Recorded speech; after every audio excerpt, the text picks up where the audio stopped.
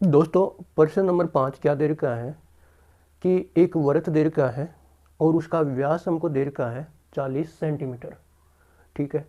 और जब किसी भी वृत्त का व्यास 40 सेंटीमीटर दे रखा होता है तो उसकी त्रिज्या तो व्यास की आधी होती है। त्रिज्या कितनी होती है? 20 सेंटीमीटर। फिर इसने बोला है कि उसी वृत्त के अंदर एक जीवा है जिसकी लंबाई है 20 सेंटीमीटर। ये जीवा वृत्त के अंदर दो चाप बनाती है, एक छोटा चाप एक बड़ा चाप। इसने कहा है कि जो छोटा चाप है वो वृत्त के केंद्र पर कितना कोण बनाएगा? नहीं, जो छोटे चाप की लंबाई ज्ञात कीजिए। इसने क्या बोला है कि जो छोटा चाप है उसकी लंबाई ज्ञात कीजिए। व्यास 40 सेंटीमीटर तो त्रिज्या 20 सेंटीमीटर, जीवा 20 सेंटीमीटर लंबाई की है तो छोटे चाप की लंबाई ज्ञात कीजिए। अब कैसे है देखिएगा। देखो दोस्तों, ये वृत्त है,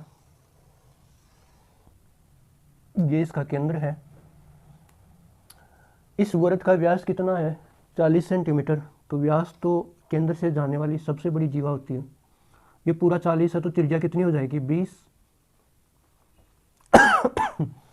इसने बोला कि इस वृत्त के अंदर एक जीवा 20 सेंटीमीटर लंबाई की है। तो मैं मान लेता हूँ कि ये जीवा है वृत्त की और इसकी लंबाई कितनी है?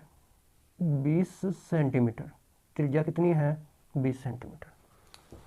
तो इसने पूछा है कि इस जीवा के द्वारा जो छोटा चाप है, ये तो छोटा चाप, और ये जो बच गया वो क्या है? बड़ा चाप। इसने पूछा है कि ये जो छोटा चाप है इसकी लंबाई ज्ञात करो। ठीक है, तो इसको मिला दो, ये भी तो त्रिज्या ही है, ये भी कितनी है? 20 सेंटीमीटर। अब देखो दोस्तों, ये एक त्रिभुज दिख रहा है क्या आपको, जिसकी तीनों भुजाओं की लंबाई बराबर है 20 सेंटीमीटर 20 सेंटीमीटर 20 सेंटीमीटर। और जिस त्रिभुज की तीनों भुजाओं की लंबाई बराबर होती है वो समबाहु त्रिभुज होता है। और समबाहु त्रिभुज का प्रत्येक कोण 60 डिग्री का होता है। तो इसको अगर हम नाम दें तो हम यहां से लिख सकते हैं इसका हल। दिया है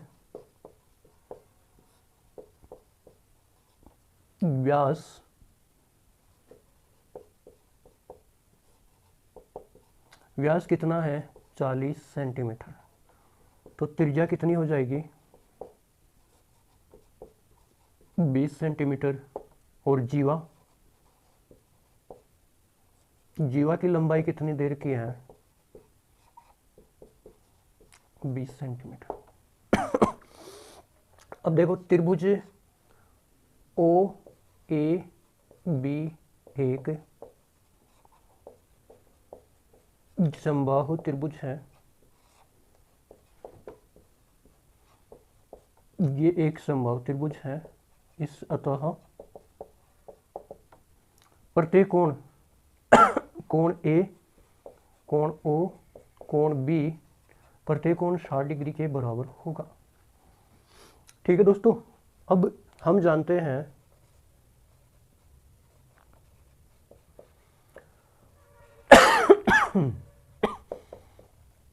कि थीटा रेडियन बराबर L/R होता है, चाप की लंबाई बटे वृत्त की त्रिज्या। यहाँ कोण किस में है दोस्तों? रेडियन में। यहाँ किस में है? डिग्री में। तो इस कोण को रेडियन में बदलने के लिए हम क्या करें? डिग्री को रेडियन में बदलने के लिए रेडियन चाहिए, π/180 से गुणा करेंगे। किसको? 60 को। 0 से 0, 6 दूनी 12, 36। तो ये कितना आ जाएगा? π/3। ये सारे के सारे कोण रेडियन में कितने हैं? π/3 है।